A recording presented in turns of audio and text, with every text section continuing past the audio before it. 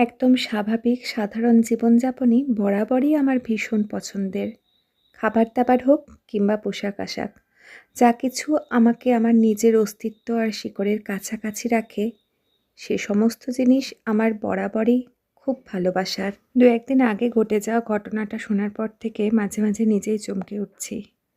যে সমস্ত খুশি, আভিজাত্য নিজের অন্তরটাকে খুশি করতে পারে না শুধু লোক দেখানোর জন্য, সেসবের কি সত্যি ভীষণ প্রয়োজন আছে? একবার দুর্গাপুজোর মার্কেটিং নিয়ে আমার এক পরিচিতার সঙ্গে আলোচনার সময় আমার সেই পরিচিতা আমাকে একটু উপহাসের ছলেই বলেছিলেন, "বুঝলি মৌ, তুই না বড্ড কিপটে।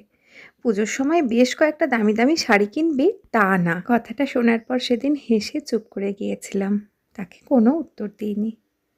সত্যি বলছি, আমি যদি ৫০০ টাকার একটা পছন্দ মতো শাড়ি পাই, আমার পাশে কেউ ৫,০০০ টাকা দামি কিংবা ৫০,০০০ টাকা দামি শাড়ি পরে দাঁড়িয়ে আছে কি না, জাস্ট ম্যাটার করে না আমার কাছে।